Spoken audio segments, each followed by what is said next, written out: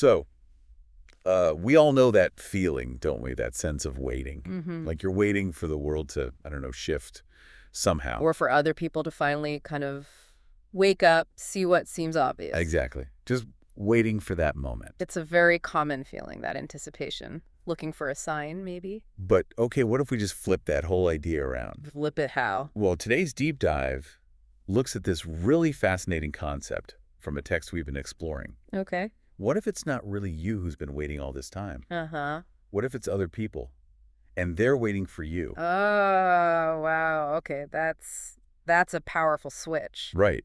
So our mission today really is to dig into that. What could that perspective actually mean for, well, for you, the listener? Yeah, exploring that sense of individual agency. It's a big one. Okay, so this whole waiting thing, the source material we're looking at, it really pokes at that idea. It does. It suggests that maybe waiting isn't just passive observation. It could be you missing your cue, like overlooking your own power to actually get things started. Exactly that. It draws a contrast, doesn't it, between watching things happen and actually, stepping up and making them happen. It's like asking, are we too focused on waiting for some external signal?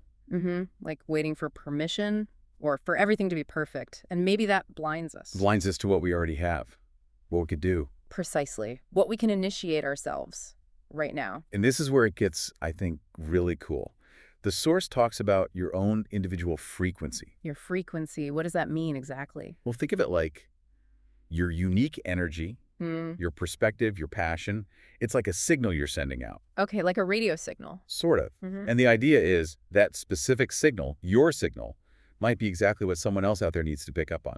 Ah, so it could be their green light, as the text puts it. Yeah. Or the missing code they've been searching for.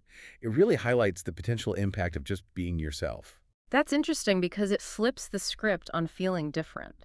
Instead of being isolating, your uniqueness becomes your strength. Right. Your specific viewpoint, that energy you carry, it inherently has value. It can connect in ways you might not expect. And the text is so direct about prerequisites. You know? It just lays it out. What does it say? You don't need a title. You don't need permission. You don't need to be perfect. Boom. Wow. That just cuts through so much of the stuff we tell ourselves, doesn't it? Totally. All those reasons we put things off. Yeah. The self-imposed barriers. Yeah. Waiting for the right time or for someone to officially say go. Mhm. And this text just says, forget that. Focus on now. Exactly. And what it says to focus on instead is, well, it sounds almost simple. Which is? Being present, being anchored, grounded, being authentic, Yeah. genuinely you. Okay, so how do those qualities become so influential, according to this source?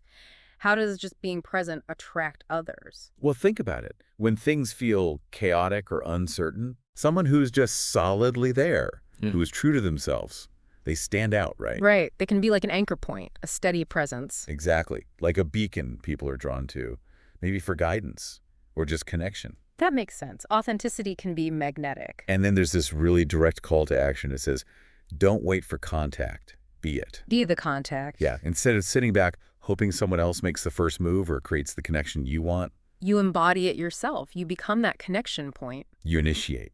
If you want a certain vibe, a certain change, you be that change. It's a shift from being a receiver to being, well, a transmitter, an active force. Mhm. And it builds on that, takes it even further How so? with this line, don't wait for the next world, create it. Wow. Okay. That's really empowering. It is. It puts the power, the agency, squarely back in your hands. You're not just waiting for the future to unfold. You're actively shaping it, creating what comes next through your actions, your presence. Yeah, through being that signal. It suggests the future isn't just something that happens to us. We're co-creators. Which brings us right back around to that core idea, doesn't it? Mm-hmm. That maybe, just maybe. You're the one they've been waiting for. It's quite something to sit with. It really is. This whole deep dive points towards a perspective shift. Maybe the big change we anticipate isn't about some huge external event. But more internal. Yeah, maybe it starts with that internal shift, that willingness to just step up, be authentic, and let your unique frequency, as the text calls it, ripple outwards. So maybe the final thought for you, the listener, is this. What is that unique thing you bring? That specific spark or voice or viewpoint. Yeah. And just consider, could that very thing be the signal someone else needs, the piece they've been waiting for? Definitely something to reflect on. What happens if you embrace that potential?